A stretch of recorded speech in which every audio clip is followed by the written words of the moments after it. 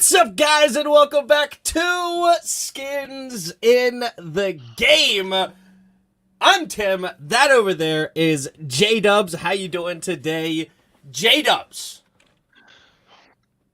I'm doing good. Had a few technical difficulties. Had to reboot my computer. Noah, I'm not exactly sure what you mean by a left hand out. I mean, I'll put a left hand out, but I'm not sure what you mean. Well, you mean he means the left hand up. The left hand up. The song. Oh. Yes. Okay, sorry. Now I got it. Okay, left hand up. Yeah. Yes. The Commanders. Who are we? Yeah, the Commanders. That's right. Can we play Hand of the Redskins? That's hire is a W. We'll talk more about what we think about the Eric Bieniemy hire. We'll see how that goes. The Redskins. There you go. Left hand up. Who are we? The Redskins. There it is. No. Did you see that Titans released Robert Woods? I did, and I saw that they released Taylor Lewan as well, and we'll touch on that a little bit to see if those are somebody that we are interested in. And we got an interesting show. We have an offensive coordinator to talk about, so we'll get our thoughts and a lot of different discussions, a lot of drama around this hire. We'll touch on that stuff. We'll talk about should we franchise tag Duran, or how do we figure out the Duran situation. Taylor Lewan and Roberts, as you just mentioned. Jeff Bezos is now rumored by other owners that he's going to be coming and swoop in. So it seems like it could happen any day now, and we'll finish out with Weddle. But as every show, we're going to start with the dad joke of the week. It's the highlight for everybody, I know. All right, what do you call a beehive with no exits? What? Unbelievable. Unbelievable. The bees can't leave. It's unbelievable. Well done. Well done. I liked it. It's not much, but dad jokes really are. But gave me a chuckle. Quit qualifying. Just own it. Own it. It's your dad joke of the week. All right, that's my Yeah, I do that every week. It's like I want to apologize in advance for. I wish I could come up with. I'm gonna be allowed to tell real jokes, and then maybe people would laugh. But dude, I thought you were about to somehow turn when you said bee. I thought you were going to do another bee pun on the on the stream right now. I was like, oh man, he's really getting into it. Now we're all about bees today. Well, Eric Bieniemy. Bee. Yes. Maybe that was subconscious that I picked a bee joke. I didn't even think about that. That's good. Well, today's draft that we're going to do is an Andy Reid coaching tree draft. You can pretty much take it for what you will, whether it be other head coaches. That's typically what people talk about. Maybe you really like a position coach that has been under his wing for a long time or whatever, but we will go from there. And then also, we're going to include Eric Bieniemy on this list, so we'll see where we end up drafting Eric Bieniemy as far as a coach is concerned from there. So, who had first pick last week? Do you remember? You did, because you stole Sammy Ball. You stole Sammy Ball from me last week. That's right. So. That's right. And then you had Daryl Green. I get the first one. All right. And I struggled with this pick. I really, really did. But I have to give props where they're due. Even though I can't stand this team, I have to pick John Harbaugh. That was an easy pick for me, but I knew it would be tough for you because you hate the Ravens so much. But no, John Harbaugh, I think definitely deserves to be number one on this list. Well, I'll now take your guy, one of your favorites, Dougie P. Give me Doug Peterson, a Super Bowl champion. Doug Peterson at number 2. And where do we go at number 3? Pick number 3. It's got to be Sean McDermott. Yep, I got Sean McDermott at number 3. And then I got our very own Ron Rivera, number 4. That's where I put Ron Rivera. Has been to a Super Bowl. He's had a lot of losing seasons, unfortunately, but I feel like the coaching tree starts to go downhill from here. But where do you got? Who do you got at number 5? Oh my God! Yeah, can we just switch to the people that are not very good? I mean, I think I think surely from record perspective, you got to go with Matt Nagy because I think he's got the best record of the people that are left. I have Matt He's the Nagy only a one. couple of yeah, go ahead. Huh? Not just saying. I think he's the only one left that has a plus 500 record. So, fair enough. All right, there's two that I have here, and I've kind of gone back and forth, but I'm going to go with more for his defensive coordinator prowess. He's been a multi-time Super Bowl champion at the defensive coordinator spot, Steve Spagnuolo. I don't think he did much as a head coach, but as a defensive coordinator, he is top-notch. No, as a head coach, he's 11-41. So you're right. Maybe. I was wrong. So I actually have one other one I can pick that has a plus 500 Okay. record, and that's Brad Childress. Ooh, Brad Childress. I had him on my list. It was a little bit lower. I'm going to go with Todd Bowles. Next up, again, another great defensive mind. Been good in other places. And as far as a Jet, I mean, who succeeds as a Jet, right? And his team was pretty beat up this year, especially on the O-line. So, I don't know. I'm going to give him a little bit more credence. But, yeah, that's who I have. And then who was the coach? I'm sorry. Who was the coach of the Jets when they had that? When they had a that was Rex Ryan. Rex Ryan, where they actually were decent. Or AFC championships. Yeah, for sure. And then, so who's your final picks then? We haven't picked Eric Bieniemy now. No, and I'm going to say why I'm not going to pick him, and I'll tell you that in a minute. Well, he'll be my final draft pick, so I'll just spoil that now. He was 9 on my list where we had it. Man, the pickings are so slim. I'm going to put in Pat Shurmur just because there was nobody else, or Leslie Frazier. You picked Leslie Frazier is who I had over. I had him over Pat Shurmur. Pat Shurmur really disappointed me in New York, and I don't even think he's all that great of an OC, to be honest. So I decided to go with Leslie Frazier as my last pick. But there you go. All right. Okay, so let's just wait, but let's visit this Eric Bieniemy thing just a little bit. Why did you put him on this list? What has he done that you feel like he deserves to be on that list? I mean, I'm going to get way more into the nitty-gritty of this, but overall, why do I think that he has a higher potential, or not a higher potential, but a potential to be better than everybody else on the list. He is a 2-time Super Bowl champion, and we can get into everything he's had at his disposal to get there. But, I mean, that's pretty darn good. I mean, his offenses have obviously been tremendous here in Kansas City. And even when Chad Henne has gone in, Chad Henne scored a touchdown in this playoff. So, yes, Pat Mahomes gets obviously a crazy amount of the credit for what he can do off schedule and just what he has become. But there's more to this offense than just Pat Mahomes, actually. No. I don't argue with that. And if you don't want to get into this right now, we can wait until we talk about him. But I think we're going into him next anyway. Yeah, let's go ahead and open this up then. So Washington hires Eric Bieniemy as its offensive coordinator / assistant head coach. Before we get into should he be our OC, there's obviously a lot of drama of why this guy is not a head coach. And there's tons of rumors and this, that, or the fourth of reasons that other people have put forward other than race, that why he is not a head coaching prospect as of now and needs to go somewhere else to prove himself. Should he have to come here to prove himself? Or is there other legitimate reasons why, basically? Or should he be a head coach? Well, and that remains to be seen, but I'll say this, that I think he picked an ideal situation to show that he is the man.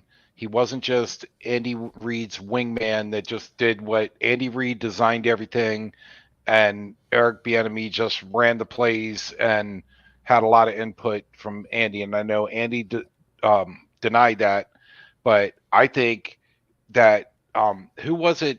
That was it Doc Walker that said, I forget about. Oh, it's when the one, which guy was it? Was it Shanahan or McVay he said they left the team and they went to, or no, I'm sorry. You know what? It was Kirk Cousins. He says, okay, so you go to a team that's stacked, all great defense, great offensive line, and he goes, great, good for you. So you went to a team that's stacked. So now if you win, people are going to say you won because you came, just like Tom Brady did. He went to a stacked team. So I think Bieniemy made the choice, and it's just my opinion, but I think he made the choice to say, you know what? This offense has a lot of good tools, but it's been struggling. Yeah. And I'm going to show you that with what they have there, I'm going to show you the offense I can put together. And I think that's a man. I think that's a guy that wants to say, no, you ain't bringing me to a system that's already together. It's got its problems. I'm going to show you. And so that's why I didn't put him on the list, because while I respect that decision, I want to, so show me next year. Yeah. That's fair. So should Eric Bieniemy be a head coach? Obviously, that's a subjective question because depends on who's looking to hire, right? Like everybody knows certain people and there's webs and coaching trees and this and that. And what coaching tree do you want to hop on? We just discussed that it's kind of limited at how good Andy Reid's coaching tree is. It's not like he has a crazy long resume of great coaches. I mean, what, we have like 5 maybe that have even barely winning records or something like that. Like it's been rough for some of them. Obviously, John Harbaugh, Sean McDermott, Doug Peterson. Yeah, I think Bill Belichick. I think Bill Belichick's tree is quite a bit longer than Andy Reid's. Yeah, and some people don't like that tree either. Then you have the Kyle Shanahan tree. You have different stuff. Like, yeah, it's interesting that you can go different directions, right? But should he be a head coach? I can't answer that question, obviously, because it's up to the ownerships and whatnot. But I'm just going to say this.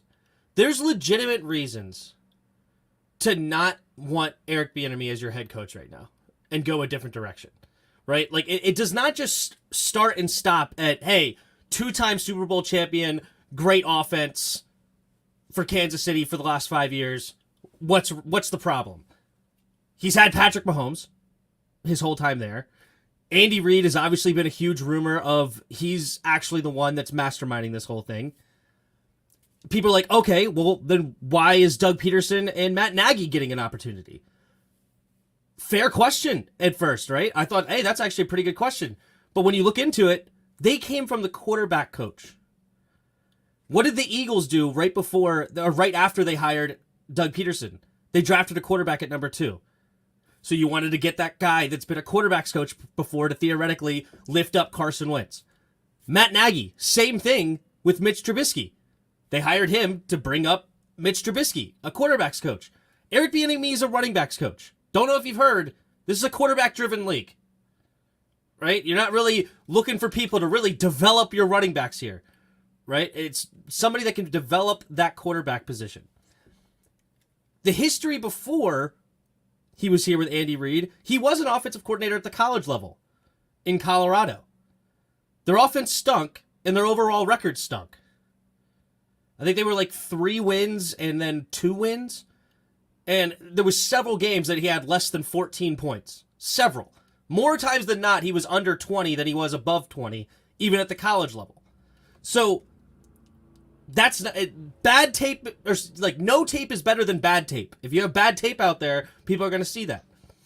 Also, there's videos of him legitimately getting into different players. I just watched a video of him and Adrian Peterson, where luckily for Adrian Peterson's sake, he had the mental fortitude to get by it, where they could basically go at each other, like cursing each other out, getting in each other's faces, blah, blah, blah. And then, then like brothers, they walk away and they come back and act like nothing happened. They can move on. Clearly, in the Shady McCoy situation, that is not how Shady McCoy rolls. It sounds like he probably got into Shady McCoy's butt a few times while he was there in Kansas City, and Shady didn't like it. And now Shady goes on this whole situation where he's being pretty shady right now, just kidding. But he's going on the whole tangent of like, oh, he didn't talk in meetings, he didn't do that, he didn't do this. There's legitimate concerns out there.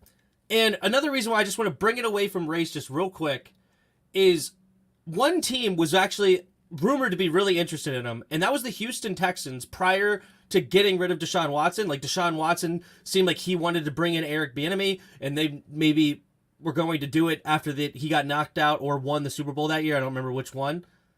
Well, they decided not to hire him. But it's pretty funny because Houston has hired 4 black head coaches in a row.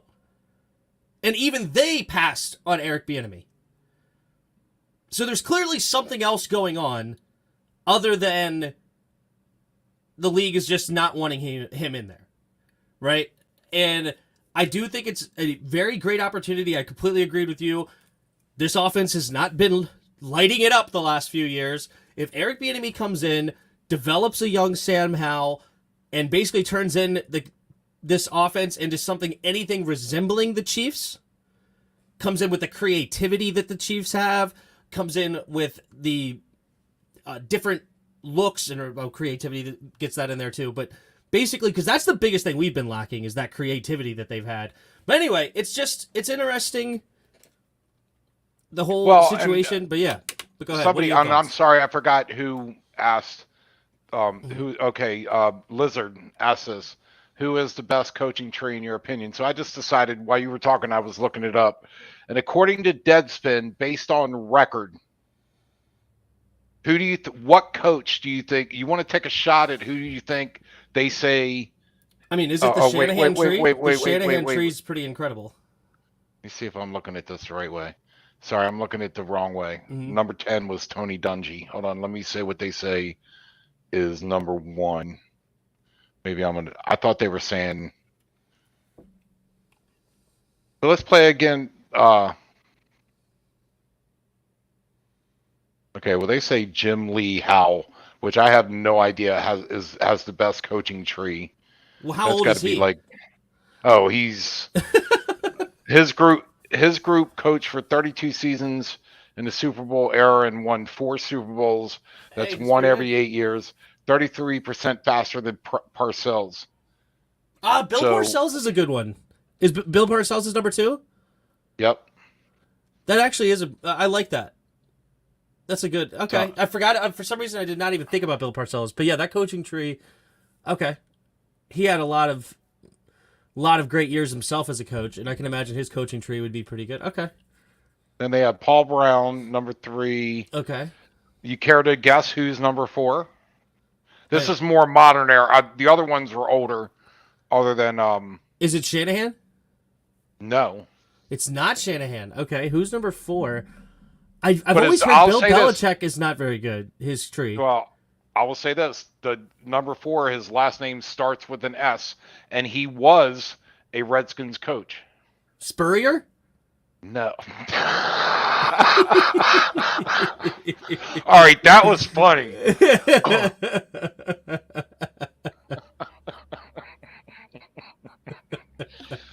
4, 5, and 11. Not too good. All right, is it the Shanahans? No. It's another one that starts with an S that was here. Okay, so hold on. So there's Steve Spurrier. There was Shanahan. Oh, Schottenheimer. Yep. Marty Schottenheimer. All right, so yep, we're gonna play along here. Let's see who's. All right, number 5, Sid Gilman. I have no idea who that is. Number 6, you got that, is Mike Shanahan. Okay, the Shanahan comes in at number 6. That's cool. Okay. Yep. Where is it? Hold on. What about Holmgren? He's not up here yet. Okay. But number 7 is a more modern day. I mean, way before your time, but good coach. 49ers coach. Oh, Bill Walsh. Somebody mentioned that. Bill Walsh. Yep. Yeah. And number 8 is, then you just said Mike Holmgren. Oh, Holmgren's number 9. Okay. Yeah. At number 8. Number 9 is Tom Landry. Ah, okay. And number 10 is Tony Dungy. I think that was based solely on the rank or the record of coaches that went on to become head coaches and their win-loss record. I mean, that's one way to do it. So, fair enough. But that was just to answer the Lizard's question. I didn't know. I hadn't really thought about it, but True. Yeah, Belichick doesn't even bust the top 10. All right. Off of his resume alone, would you hire him? Would you, on top of that, throw an assistant coach based off of what the Skins have done in the past 20 years? I doubt it works, but just got paid. Somebody just got paid. All right. I assume we're talking about Bieniemy.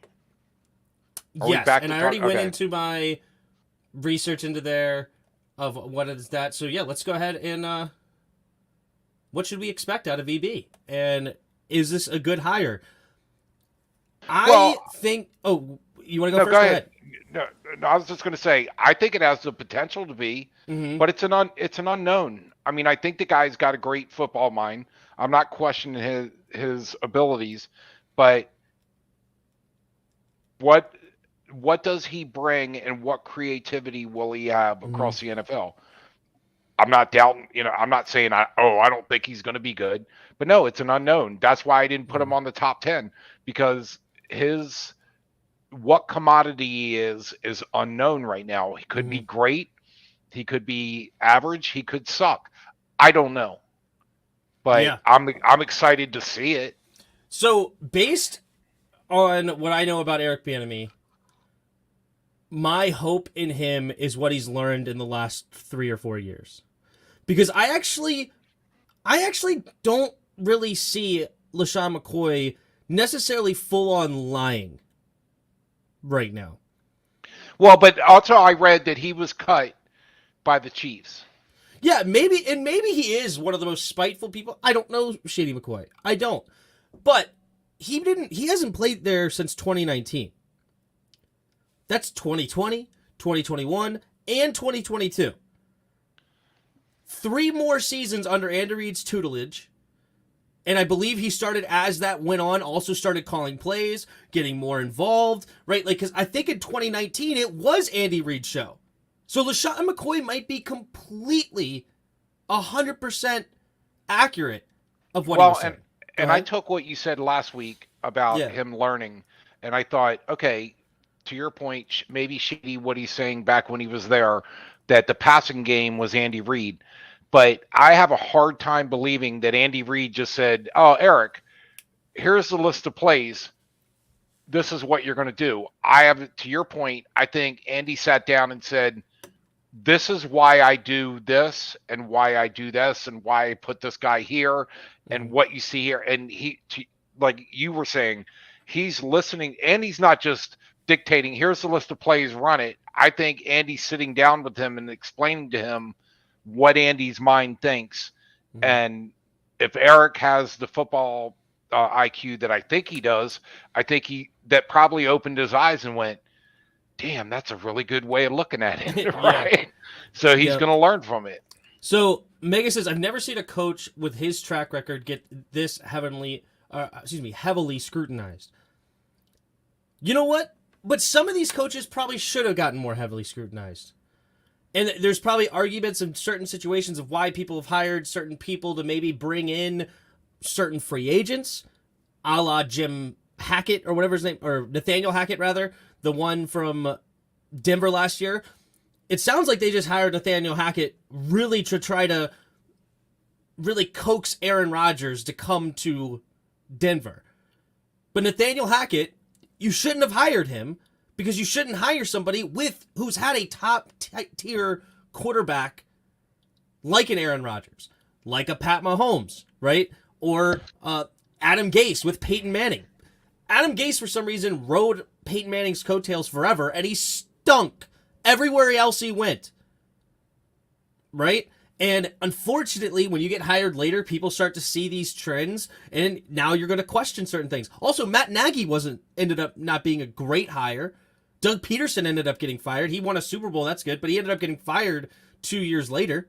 So clearly something was wrong there. And I can bring up something from the Redskins history, and I know I've talked to you about this, Tim, but Richard Pettibone was Joe Gibbs' defensive coordinator. He was brilliant. So when Joe Gibbs retired, they were like, let's give the head coaching job to Richie Pettibone. He was not. A head coach is different. Right. They got to deal with politics. They got to deal with emotions. The defensive coordinator runs the defense. He doesn't give a crap about any of that. Mm-hmm. Richie Pettibone was abysmal as a head coach because he was a defensive coordinator. And again, I don't know. I'm not saying he won't, but Eric Bieniemy is very well a brilliant offensive coordinator. Mm-hmm. That doesn't always translate into head coach. It just doesn't. Especially, as you just said, handling emotions and whatnot. If you look at the video, like that video with Adrian Peterson, it's like you're talking to one of the better running backs ever. I mean, at this time, AP was probably pretty early in his career, maybe year 2 or 3. I don't know exactly how old AP was, but AP obviously he was a 6th overall pick. And how he's talking to this dude is like, I mean, it's interesting to say the least, I guess. And if you have that kind of video of you out there, and I don't think Shady McCoy is the only one to think this. I know. And I by don't the way, think so. by the way, Mega, you're right. None of them was coaching, was an OC. No, Richie Pettibone was a DC through multiple Super Bowl winning seasons. When the head coach left and he took over, they didn't win another Super Bowl. So, yes, he was. Not only that, they like fell down. Like they fell off. Oh, big time. Right. Not only did they not get to the Super Bowl, they weren't any good in the 90s. And by the way, if you look at the record of the Redskins defense through their Super Bowl runs, they had some amazing stats on how little offenses scored against them. Yeah. So Richie Pettibone was a pretty good defensive coordinator, winning multiple Super Bowls, and yet when he got the job, he sucked. So that is not a given. That's all I'm saying. True. And other minorities have been hired over him. So it's not only these other coaches that maybe shouldn't have gotten hired. As I said, you don't know what kind of relationships people had. I don't know if Joe Judge had the biggest amount of dirt on the owner of New York I've ever seen. I don't understand that hire at all. I didn't understand it that day. I don't understand it now. I will never understand why Joe Judge was the head coach of the New York Giants. It made 0 sense. 0 sense. Other than he clearly must have known somebody. Why? Is that okay? Is that not okay? I don't know. You decide, I guess. But yeah, I don't know. I think that this is definitely a big chance to prove himself, that he's not just under Andy Reid, and we can see if he's developed as more of a guy that, like, it's because Eric Bieniemy does have a little bit of, I guess, that old school coach mentality that I'm going to get in your grill. I'll even make you a little bit uncomfortable. And maybe just to see how you react. Right? If you can't handle this back and forth, you can't handle the league, I guess. And so it's some older coaches think. I remember that's what somebody, whoever the Kurt Warner in his movie, they talked about that where he was like, the offensive coordinator hates me. And it's like, no, I don't hate you. I'm just putting pressure on you now to see if you can even handle this. Because we're about to move on from whoever the quarterback was at the time, Trent Green or something like that, who was a legitimate starting quarterback, and come to you, an undrafted free agent that's been bouncing around a little bit to the Arena League and to this, to that. If we're going to put faith in you, I want to make sure you can handle it. So he's coming from that era, which is a different era. Like, kids today can't be treated like that, basically. They'll fold almost every time. It's interesting. Since when is trash talking honestly treating players badly? No, I hear you that in many ways players have gone soft in many ways. Absolutely. Didn't Judge throw a party after getting fired? Yeah, but go ahead. Mega, I just want to play this game for a little bit. Again, going back to Richie Pettibone. In 1983, the Pettibone coach defense orchestrated 61 turnovers and had a plus 43 turnover ratio that year. He turned in another masterpiece in the playoffs in a 20-6 win over the Eagles in Philly, devising the schemes. Again, Eric Bieniemy can be the best offensive coordinator in the world. I'm not arguing that. I think Richard Pettibone was a great defensive coordinator. Richard Pettibone was not a head coach. And Right. I'm not saying that means Eric won't be. You're just asking how we are asking those questions. And it's like, because we don't know. He Yeah. may be a brilliant head coach. He may not. Mm-hmm. But to your point, there's other minorities that have been hired ahead of him. And I don't believe for a second that if an owner of an NFL team thought he was their best chance to win a Super Bowl, that they would not hire him because he's black. That is ridiculous in this day and age. Just saying. Yeah, I tend to agree as well, because it doesn't make any sense of why teams would hire guys like Brian Flores, like David Culley was one that was on the same tier to me as Joe Judge. How David Culley got an NFL head coaching job, no idea. Makes no sense. But you have a guy in D'Amico Ryan right now also who's got way less, like theoretically way less of a resume. Or I would have to look more into D'Amico Ryan's resume all around. But I know right now he's just been a 1-year DC. Yes, it was a great year. He's already a head coach.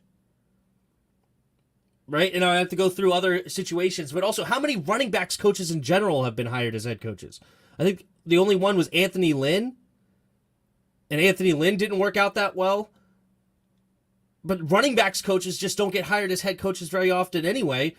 As I said, quarterback-driven league. A lot of people come from that quarterback. If they're offensive-minded, they come from the quarterback coaching arena.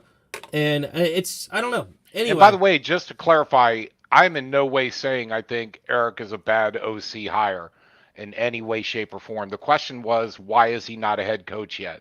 Yeah. That's what I was responding to. I'm extremely excited to see what he can do. Yeah. I think he's, like I said, got a great football mind and has learned from a really good guy that knows. So I'm excited to I think he's got a lot of weapons. I think he's going to blow Scott Turner out of the water in that position. You know what? I'm going to ask that question. So, EB in the AP video, it ain't that bad. You know what? To be fair, there isn't very... I don't even know if there's any cursing in that video. I don't know if there's anything like crazy vulgar. I actually don't think there is, to be honest with you. I have to basically to describe the video without having to pull it up. Adrian Peterson ran a wrong route. I think he ran a man route in a zone coverage or vice versa, and EB's getting into him, and then Adrian Peterson's telling him what he saw, and instead of having a back and forth of like, okay, no, this is why, handling it in a different situation, EB decided to handle it as, what did he call?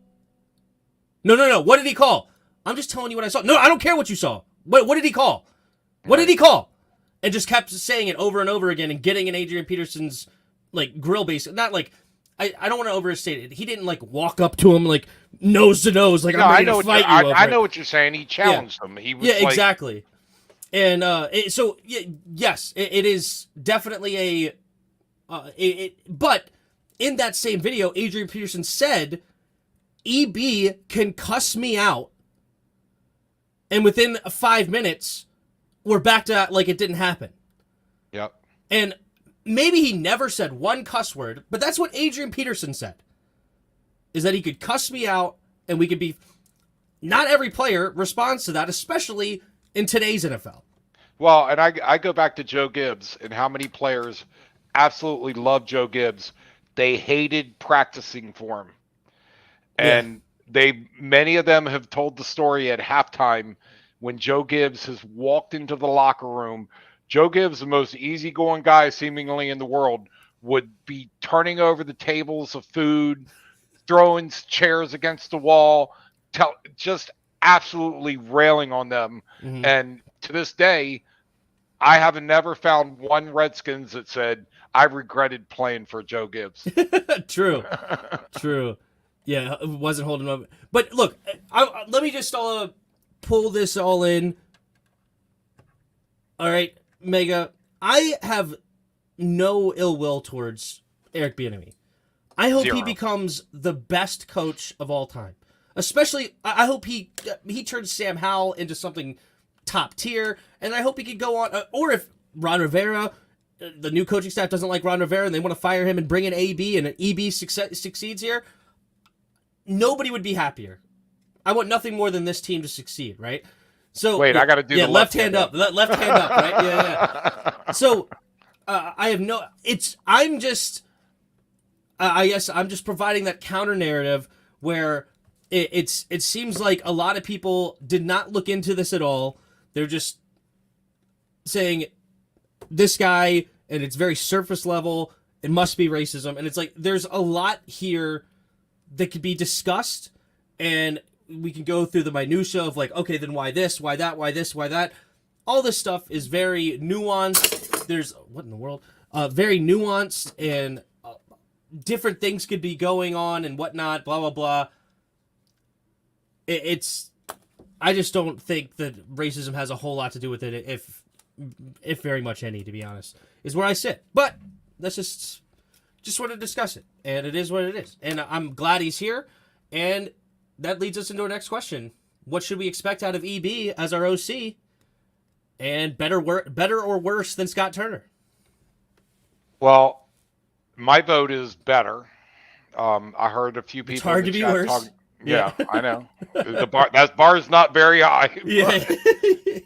But no, I expect him to be better. I think he knows a lot of stuff, and I saw several people in the chat talking about he's an RPO guy. Mm-hmm. And I think, like I said, I have mad respect for the guy that goes to a team that is not established. Mm-hmm. That like in my mind, he's going, oh, you think it's all Andy Reid? Take me to a team. And look, I know they put assistant head coach on his title because that may give him an avenue to the head coach. He's coming here to a team that he thinks has good tools and was run wrong. And he's going to show them, oh, you're questioning my offensive mind. Mm-hmm. Watch what I could do. So all respect in the world for a guy that's like, I'm going to put my money where my mouth is. Yeah. And you're going to, when we get done with this season, you're going to go, man, apparently EB knew some things. Yeah. And I hey, prove them wrong, baby. You're here now, and I'm all for it. And yeah, I'm definitely rooting for him. All I got to say, yeah. I'm sorry. One more thing. All I can say is I'm not expecting a runoff tackle, a failed screen, and then an incomplete pass on 60% of the offensive possessions. Just what I'm. Yeah, I have to imagine that this offense is going to look so much more creative and so much more nuanced, and I'm excited to see what Sam Howell can do. And somebody asked who's the QB1 next year. I'm hoping it's Sam Howell. No fans or buts. And I hope he kills it. I think that's going to be the case. I think he's got the tools.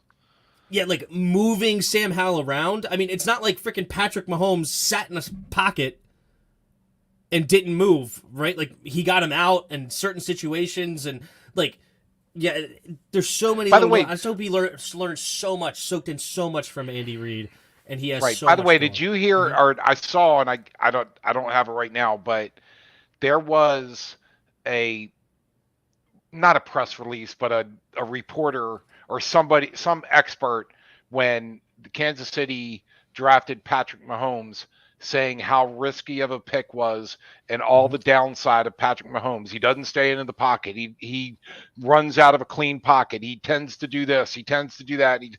And it's like, so the guy was basically saying, well, I think Andy Reid missed the boat here with Patrick Mahomes because it's really high risk. Well, I think it worked out pretty good for him. Just saying. So hindsight 2020. No, I'm just kidding. It worked out tremendous.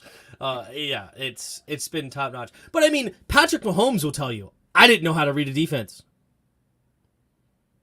Patrick Mahomes will tell you that coming in, right? Like he had a lot to learn. But and some people are like, why not give EB some more credit to developing Patrick Mahomes? Why? Maybe he deserves a lot of credit. I'm not in the locker room. I have no idea. My intuition says I would give more credit to Andy Reid, and then I would give the most credit to Patrick Mahomes himself. He has proved over and over again his work ethic is second to none, his competitiveness is second to none, and he's going to have that willingness to learn, to get better, and he's also just his God-given abilities are insane. So, and EB was a running backs coach. Did he really develop a quarterback in his first year as an OC where he never worked with quarterbacks before? Well, I shouldn't say never worked with quarterbacks because he was an OC in Colorado, but Colorado's quarterbacks weren't very good. So, I don't know. My take on EB, I don't think he's necessarily like the most naturally gifted offensive mind, but I think he was under the right tutelage, and I agree with you that he has clearly a dude that's willing to go get it and prove people wrong, and I like it, and I'm rooting for it. Yep. By the way, Antoinette, I agree with you wholeheartedly. Please do not sign Lamar, regardless of. I don't care what the price is. Do not sign it. So, just wanted to echo Antoinette's comment. We do not need him. Right. Now I sound like Dr. Seuss.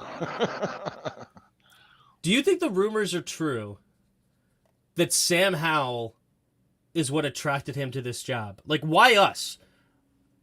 Did Sam Howell really, was he the guy? And then also, did you hear Jahan Dotson was asked about Sam Howell, and he gave him a lot of praise and said that he has a huge arm, and he talked about how smart he is and how much of a player's guy he is. He can hang out with all the dudes, and he's not from a different era. Like, it seems like he has some good leadership qualities in him.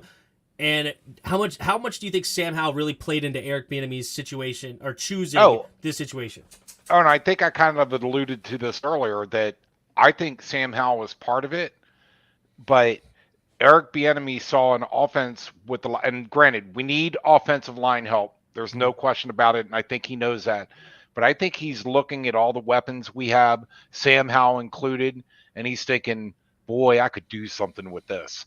So yes, I think Sam Howell's, and I think Heineke as a backup is perfectly fine. Mm-hmm. I think that he looked and saw, I'm not going to pick a team that everything is in order. I want to pick a team where I have to put in my expertise or put my touch on it or whatever you want to say, and say that this has got a lot of potential and this is going to be the perfect place for me to be to show it wasn't just Andy Reid.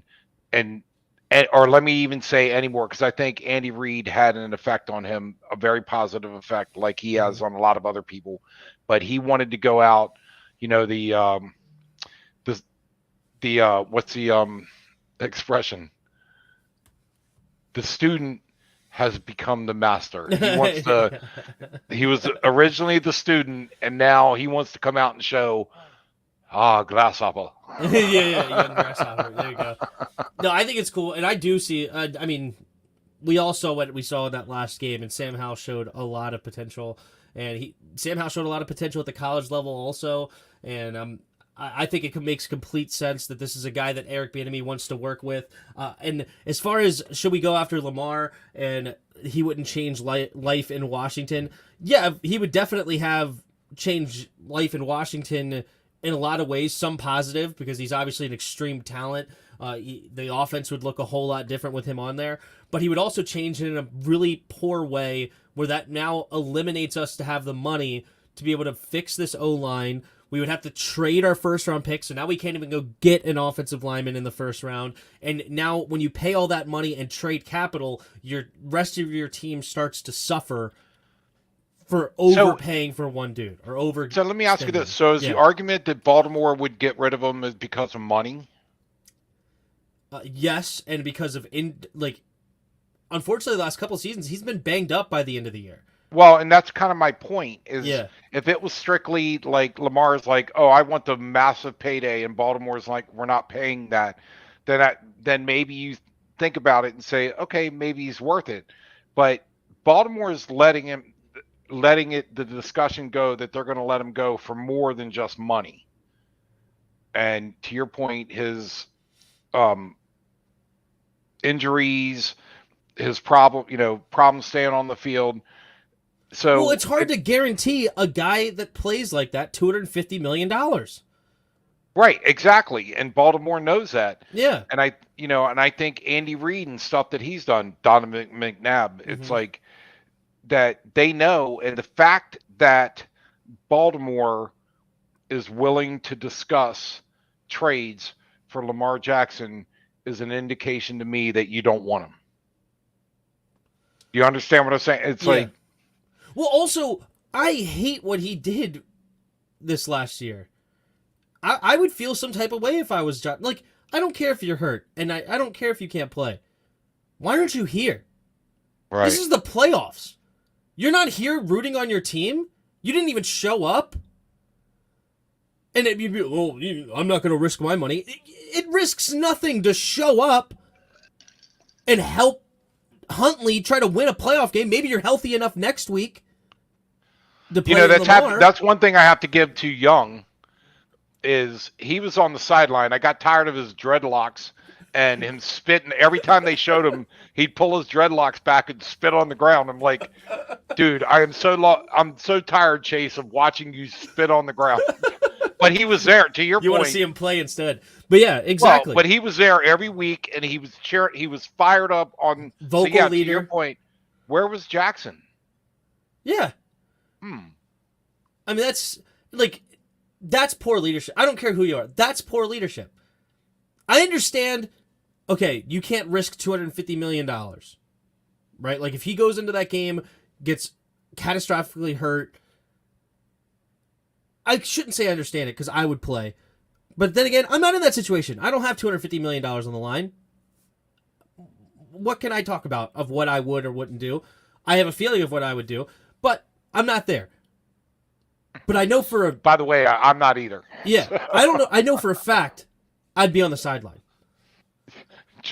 Jackson was home eating Cheetos. Yeah. So I think that's just tough. But anyway... but also, it's not just Lamar. People want to trade for Aaron Rodgers. Absolutely not. People wanted to trade for Russell Wilson. I wanted nothing to do with it. People wanted to trade for Deshaun Watson. I wanted nothing to do with it. I don't want to trade and pay a quarterback way too much money. I don't. Right. By the way, Bodhisattva, glad to see you made it here finally. Yeah. I guess you answered the questions correctly, which is why she stopped. You know what? This is an interesting point, and I don't even know if he went this way. If he plays that game, and let's say he does get catastrophically hurt, is he actually risking money? I just thought about this. Is he risking money there? If you show that you're such a team guy, that you're such a leader, that you put that money to the side and say, no, this is what I do. I play football. We're in the playoffs. This is do or die. We're trying to win a Super Bowl.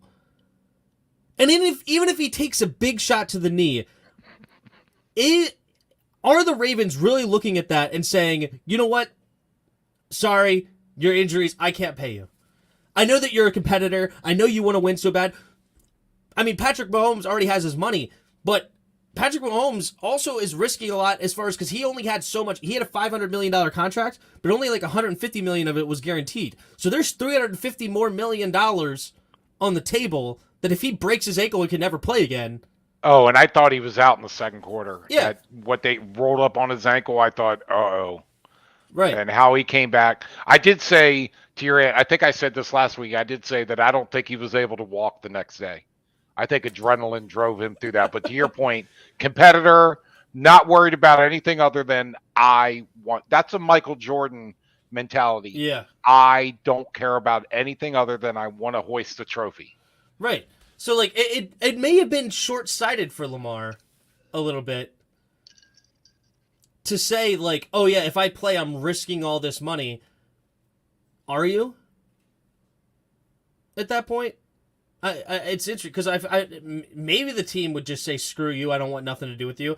But I personally doubt it. If he shows that kind of leadership, he already shown that he has unbelievable talent and abilities, and he can throw the ball with the best of them. He can run the ball with the best of them. He can do whatever you ask him to do, top notch. He's a former MVP. But when you're the quarterback and you have that kind of a selfishness, honestly, about it a little bit. Well, and you got to figure out figure there's a risk.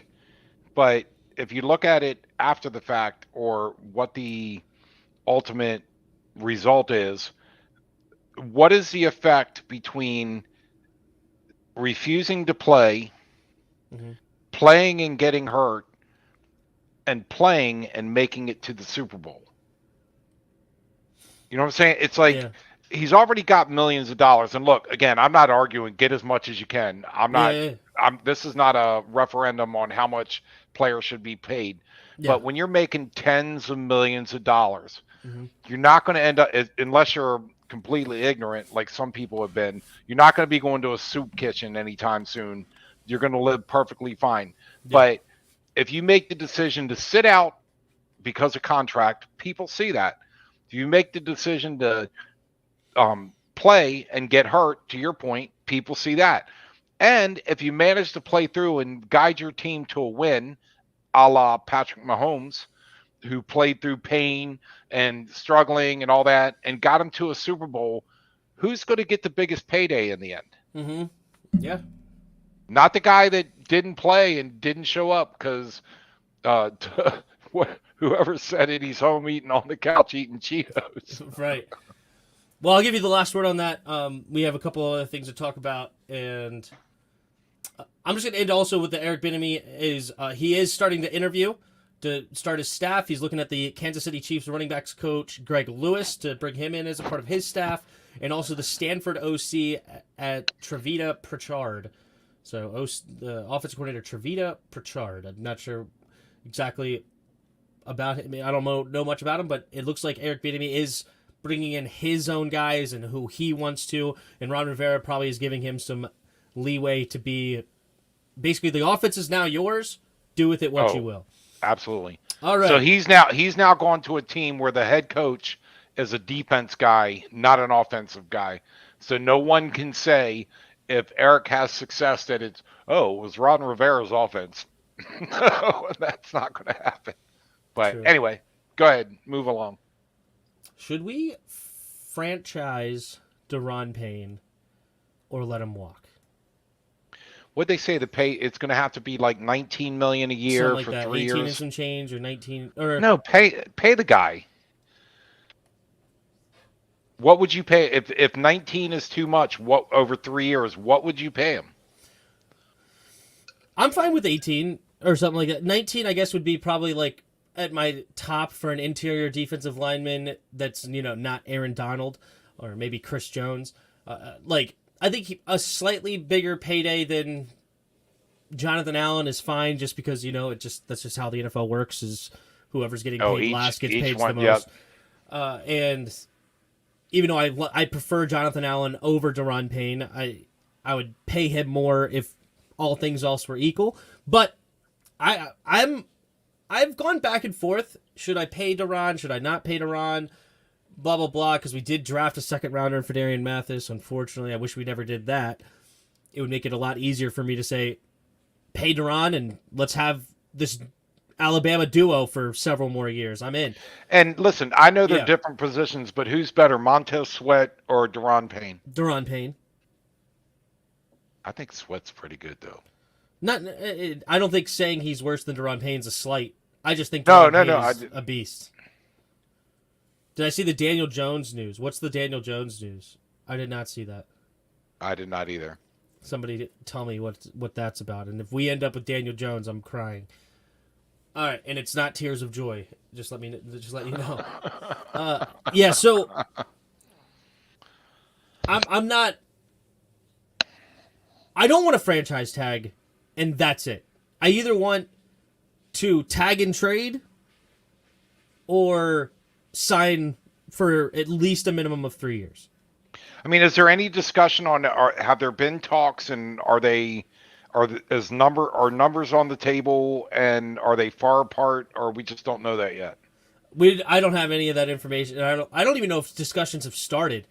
To be honest, like legitimately, I don't even know if things have started like that, because I mean they've been working on this Eric Bieniemy situation and ownership situation. Because also, is Ron Rivera's hands tied to even sign a contract that big with the owner situation. No, Like, that's a very valid point or good question. yeah, like how much leeway does he have right now with new ownership or potential new ownership, and the situation? Like, can he just continue, or are they basically putting things on hold of who to cut, who not to cut with the contracts? Like, they had to hire an OC, they had to do that, but outside of that, but go ahead. And no, I was going to say, going back to my discussion about money, and as I said, I'm all about getting as much as you can, but this is a great point, or what I was trying to say is, okay, you've played for a team that's paid you millions of dollars. Yeah. And if they're willing to offer you, let's say, just throwing numbers out there, 17 million for 3 years with X amount guaranteed, and you're going to consider leaving for 19 million for 3 years with a little more guaranteed, that's where I start questioning again, get as much as you can, but when we're not talking about the difference between, 100,000 and 10 million, we're talking about a couple million. And again, somebody that's never gotten paid like this, but if you're the team you're in, it's kind of like Kirk Cousins. Kirk Cousins doesn't get a stage unless the Redskins draft him. There's a good chance he doesn't get drafted. And then suddenly he wants top money. Well, he wanted to go to a team that he thought could get him to the Super Bowl, which is fine. He just wanted to get away from Bruce, I think. I think that was his biggest. Well, I understand that, but hey, I'll work for Bruce if you're paying me $20 million a year, $21 million a year. But he wouldn't even walk to the table. And I get what you're saying. Well, you wouldn't work with you wouldn't work with somebody that you despised for $20 million a year if you can go somewhere else and get 28, like he did. Like, you wouldn't do that, right? Because you would work with $20 million a year as opposed to whatever you're making right now. Yeah, sure. No, I get what you're saying. That might have been a bad example because there was a substantial amount. Although I still think the Vikings are regretting paying him that much money. Oh, 100%. Even though he's a stats guy.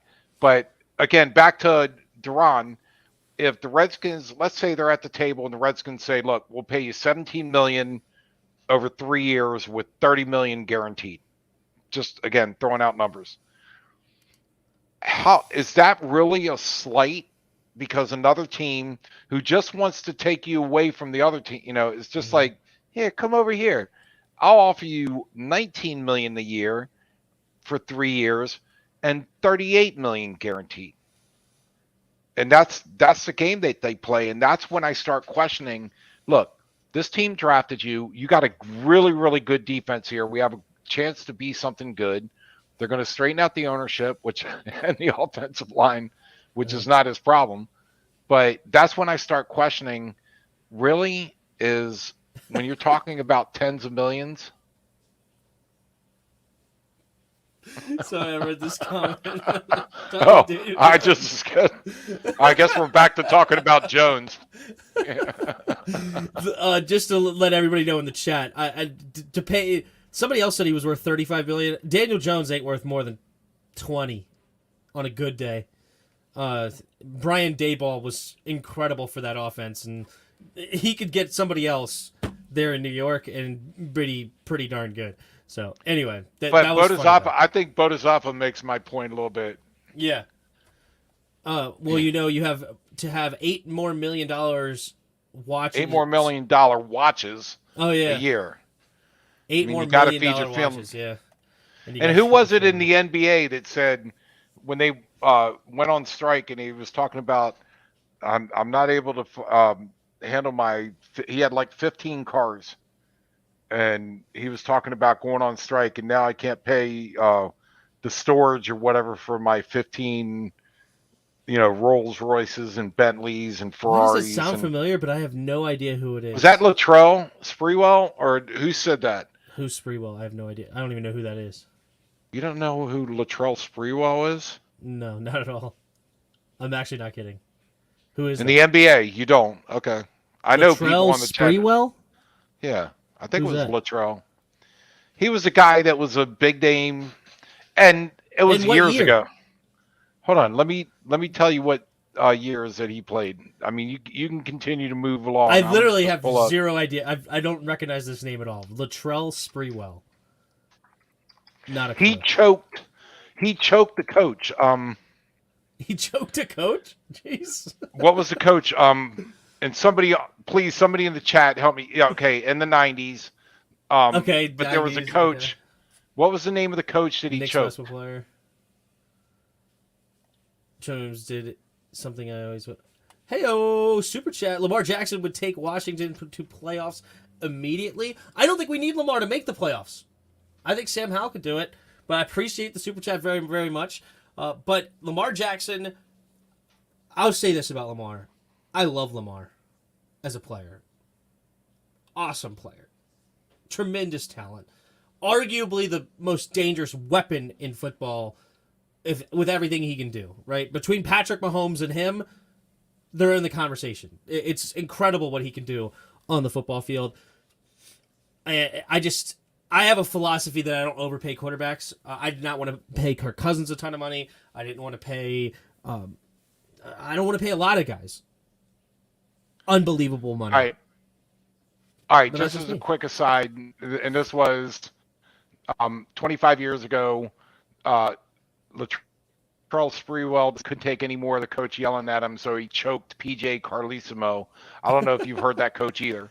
Carlesimo sounds a But little bit basically, familiar, but Sprewell yeah, sounded he was nothing. on the sideline, and Carlesimo was getting in his face about throwing put a little more mustard on his pat. Like Carlesimo was a yeller in people's faces, and Latrell grabbed him around the neck and started choking him.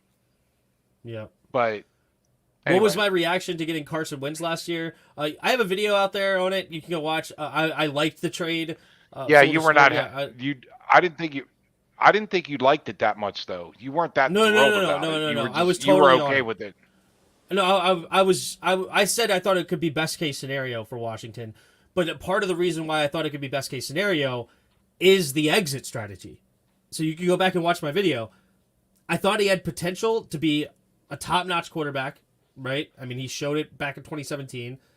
And then but what I loved most about it is that the contract was awesome as far as either you hit and he's a great quarterback and you have a relatively cheap deal with $26 million the next year and $27 million the year after that for a starting quarterback. I mean, they're talking about paying Daniel Jones $40 million, right? So that's pretty cheap at that point for a guy that is pretty good if it worked out.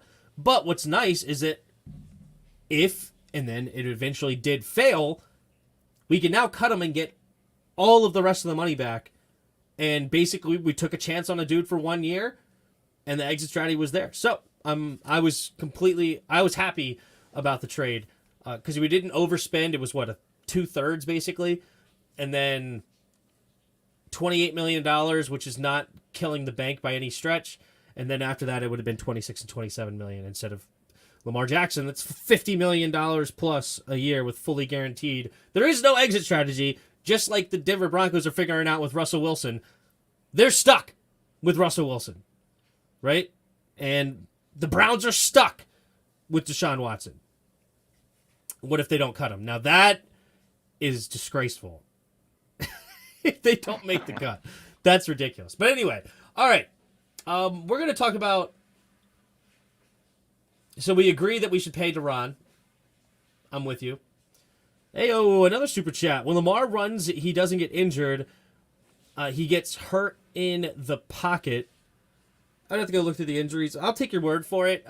And I do agree that Lamar Jackson is one of the better ones. And so was, honestly, so was Kyler Murray. He's pretty dang good at it, too. Although, wasn't it Kyler Murray that made that? He was running, nobody touched him, and he, went to make a cut, and his knee just gave out. But that was early in that game, though. Yeah, it was. And Colt McCoy had to come in against whoever they were playing that night. I remember that game. And they didn't win. I'm shocked. yeah, it didn't work out too well for him. But Lamar Jackson does a great job of avoiding hits. It can get out of bounds, will slide, way better than RG3 back in the day, right? And there's a very legitimate argument, and he doesn't take a whole lot of hits, which is good. It's a different beast when you play with how he plays still. It's still very high risk in those situations. But again, it's all relative. Like if I could get Lamar Jackson for $35 million a year, I would do that. I think he is worth $35 million a year, which that I know right now in today's world that's a slap in the face when Daniel Jones talking about getting paid $40 million. That's stupid. But I think Daniel Jones is worth at most 20, and I may not even pay him that. I just think that the market has gone stupid. We've gone way too high. And it's to what Dad said earlier, too. I don't care about how much money they make. If it was up to me, I hope the players took all of Dan Snyder's money, and then he had to go bankrupt, and then he had to get rid of the team. Right?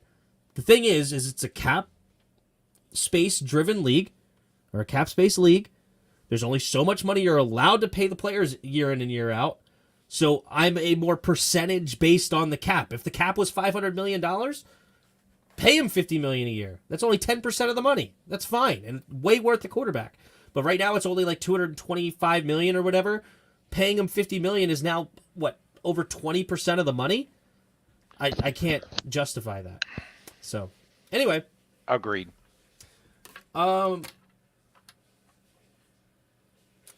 Taylor Lewan and Robert Woods. Do you have any thoughts on those two players? Do you know much about them? I do not. All right, so I'll give my quick thoughts, and then we'll pretty much wrap this show up soon after that. We'll do Weddle. All right, so Taylor Lewan, a 31-year-old left tackle, has been released by the Titans. The same with Robert Woods, an older wide receiver. I'll start with Robert Woods. I don't want him. We have a lot at wide receiver. Not interested in Robert Woods at all. And not because I think he's necessarily a bad receiver. He's just not what we need. And we have a legitimate starting cast on the receiving position already. If anything, I would want a guy with size, and Robert Woods is only like 6 foot, 6'1" maybe. Anyway, Taylor Lewan is a little interesting. He's a 6'7", 310-pound left tackle. Around a 70 PFF year in and year out, roughly, give or take some numbers. The problem with Lewan is he has a high injury. Like, a lot of injuries have stacked up on him on the last few years. In the last 3 years, he's missed more games than he's played. I believe he played only 3 games this year, 5 games 3 years ago. He did play 13 games 2 seasons ago, and the year before that, he played 12. So the last 4 seasons, he's missed significant time, and he's not really somebody that I'm interested in pouring a lot of money into. So to be honest, both of those players, I am not interested in going after in free agency. I'm much more interested in like an Orlando Brown. And I forgot to mention this in the EB conversation. EB needs to use his pull. You know, show me you are a player's coach a little bit, and get Orlando Brown in our building. Please convince him to come here. I want that left tackle so bad. But anyway, so I didn't want to spend a whole lot of time on it, but I did want to mention not interested in Lewan or Robert Woods for our team. Agreed. And I just touch on this. It's not really something that's a really interesting conversation because it's just rumors. But Jeff Bezos is rumored by other owners now. Apparently it's starting to get out there through the grapevine that he will swoop in and buy the team. He's the late guy in the auction. I told you that. He's going to sit back quietly. And you have the 2 guys or 3 guys up here going, 100, 150, 200, and then when they start slowing down, he's going to come in and go 10,000. Right? Yeah. Like blow him out of the water. So I firmly expect that. Brown for Payne straight up. I would do that in a heartbeat. For sure. Is Brown a free agent? Yes. Brown will be a free agent at this year. We'll see if Kansas City will franchise tag him. So there's a chance that we won't have an opportunity at him. But Orlando Brown is a free agent going into this offseason, assuming they do not franchise tag. All right. You ready for Weddle? Sure. So we're going to start with the Orlando Brown. I mean, if that's where you want to go with this, it's up to you. I was thinking Schweitzer, our center, but... All right, we can go Schweitzer. But it's your choice. We can go Schweitzer. A Schweitzer over here. Wish. No, wait. No offensive lineman yet, so give me somebody else. I thought it was Hard-nosed offensive lineman. No, I thought it. Oh, I thought. Oh, so I thought offense was easy mode. Anybody on offense? No, it's like the skill. It's like the fantasy football guys. All right, Curtis Samuel. Okay. I don't think we've picked him yet. I don't think so. All right. All we got is either 27 or 28. Not a receiver. Not in the NFC. So we're in the AFC. Got a little bit taller and the numbers high. Let's go with the tight end in the AFC. Let's go with nope. Travis Kelce's too old. Let's think of a tight end that's in that conversation. Let's go with Jonnu Smith. But it's got to be in the AFC, right? Yes, and it is AFC. Ooh, we do have a tight end. He is number 81, 6'4" or 6'5". We have a 28-year-old tight end. Let's go with... It's not Hooper. Kelsey, is it? I think... No, Kelsey's not too old. Kelsey? Kelsey's like 32. Oh, is he that? Boom! Okay. Austin Hooper. And also Wow. Kelsey's number 87, by the way. By the way, I take You wanna complete keep our credit best for player. starting with Curtis Samuel and getting you to that. I would too if I were you, honestly. You want to keep Norwell, our best player. Lazard, if we ever met in person, we may get into a fist fight. Is all I'm going to say. No, I was kidding. I hate Andrew Norwell. Somebody was he the one saying you should pay him $40 million a year or something? That was funny. We can put Norwell Lizard. on the bench with Chase Young and give him pom-poms. Yeah, Lizard said earlier, I think Norwell, he said Norwell should get $40 million a year. A little earlier. True. All right, you want to start with Wes on this one, right? Yeah, let's go with Schweitzer. Wes. Ooh, we got a Washington player. Hold the phone. Oh, look at this. Can we get it in two? Can we get it in two? Do we So have wait, enough so information? offensive guard means yellow means it's on the offense. It's an offensive player. I don't think we have enough information because we have a lot of Hold young on. guys. Hold on, let's think about this before we get rash. There's no time limit, right? So offensive guard, that just means anybody on the offense. It doesn't mean lineman. It's not like Correct. yellow It means could be close. anybody on the offense. Yep. So they're under 6'4". So which They're means under it's no 20. other offensive lineman most likely because we don't have a 6'1" line. Because right now 6'4" not being yellow means they also aren't even 6'2". So it's somebody that's under 6'2". Do we dare to think it's Curtis Samuel? Do we think it's Curtis Samuel? Only No, because Curtis Samuel would be 27 or 28, so it would not be. And I think Terry it would be McLaurin's close 27. enough. Yeah, so that would be close enough to make that yellow. So it's actually a younger player than that. Dotson It could be Brian Robinson. or Dotson. Or it could be no, it can't be Robinson because Robinson's 6'2". So Jahan Dotson's a good guess. You want to go with that? Let's try that. All right, let's do Jahan. Oh, we didn't get it into. All right, let's see. So it's not a receiver. We're either 6 foot or Over 6'1". 5'11". Oh, is it Sam Howell? Oh, that's a good guess. I think it's Sammy. I think it's Sam. Do you disagree? I no. think Sam Howell's 22. Yeah, that's a good guess. Bang. Boom. Nice. We're getting pretty good at this stuff. Yeah, I mean that was two really good ones for sure. I really wanted to get that in two. Jahan Dotson was a great guess. I feel like Dotson or Sam Howell were like our two options at that point. Or is Dotson still 22 though? I'm not. Yeah, he's 22. That's right, because he was just here. This is his first year too. So Yeah, we knew it was a young guy, but Jahan Dotson and Sam Howell are two big names in the media right now. So probably should have gone Sam Howell because Sam Howell's a little bit bigger. no, and if you'd have mentioned, and I can't remember who you mentioned instead of Dawson, but then Sam Howell came in later. But if you'd have mentioned Sam Howell, then we might have agreed with that. But I did not three mention guesses. it. So No, I know. Yeah. But anyway, All right. well, Another great show in the books. I appreciate all. We had like up to 50 people in the chat tonight. So awesome. Everybody showing up and hanging out. I really appreciate the super chats, of course, as well. And all the great comments. A lot of humor. Love it. Yeah, you guys are awesome for that, for sure. Mr. C73 with a couple of super chats. Really appreciate you. That's awesome. And of course, Lazard, we're going to fight, but I appreciate your money. No, Bodhisattva. appreciate your support for sure. And everybody in the chat, just being here, hanging out, and commenting makes this obviously a lot more fun and interesting. Yeah, that way I don't have to to just hang out with Tim. I feel like other people are here. Who in the world You know, would or want that? Who would want that? I don't know how my wife does it, but God bless her. and she didn't even really drink. Good night. She's like sober with this. Good grief. But Can't even imagine. all right. I think that's good. Make sure you hit the like button and subscribe.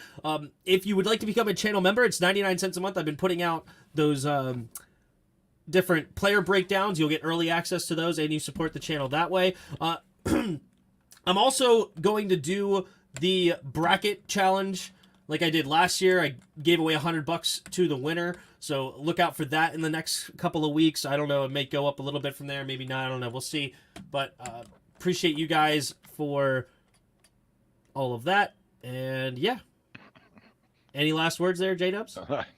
No, I just Bodhisattva cracked me up one last time. But no, thanks everybody for listening. All right, And all the good stuff. Appreciate you hanging out, and we'll see you next week. Absolutely. All right. And until next time.